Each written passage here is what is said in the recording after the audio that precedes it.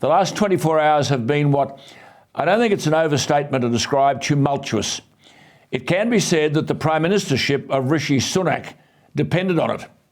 But just as here, I think we are sick of hearing about the voice and climate change, I think the Brits are sick of hearing about what's called the Northern Ireland Protocol. Most, I guess, wouldn't have a clue what it's about, except that it's got to be sorted out. In layman's language, it simply means Northern Ireland is part of the United Kingdom. Has Brexit released Northern Ireland from the clutches of the EU? And because it hasn't, Theresa May failed, David Cameron failed, Boris Johnson failed. Has Rishi Sunak succeeded in securing Ireland's removal from the EU? The other problem that Rishi Sunak faces is problematical. The King under the Constitution takes his advice from his Prime Minister. But to have the King meeting at Windsor Castle with the Prime Minister and Ursula von der Leyen, the President of the European Commission, does seem to be standing some sort of convention on its head.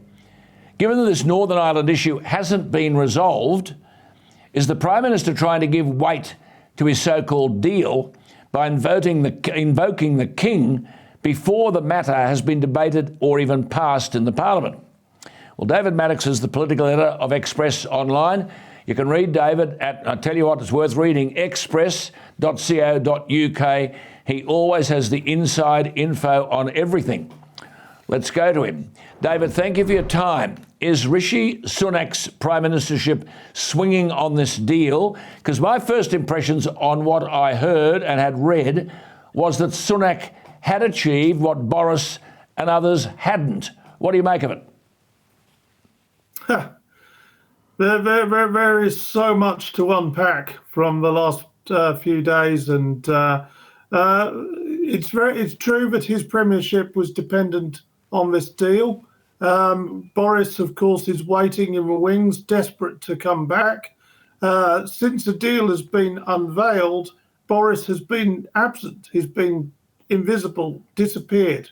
And that's because he's giving himself time to see how this deal plays out, what the real poison pills are in it, and all the rest of it. But on the face of it, Rishi Sunak has got a much better deal than Boris did, and even a vastly better deal than Theresa May did. And it solved many of the issues, but not all of it. Yeah. Sunak has assured the Northern Ireland citizens that they will have their UK sovereignty. So Boris Johnson's Northern Ireland Protocol bill is dead. But Rishi Sunak is saying that Westminster will be able to veto new European regulations outright. But Ursula von der Leyen is saying the European Court of Justice remains the final arbiter of EU law. David, which is it? Well, this is the problem. So there are two command papers on this. There's the UK command paper and the EU one, and the two appear to contradict one another. One, this so-called Stormont break, so where Westminster gives the Northern Irish Assembly to vote to veto some European law, nobody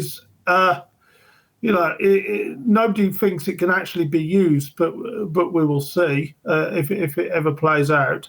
But on the other hand, von der Leyen's saying that the European Court of Justice still holds sway in Northern Ireland and will be the final arbiter. So it mentions sovereignty a lot in the document, but the truth is that actually European law still applies in Northern Ireland, so sovereignty hasn't been achieved. And this is where it may become problematic.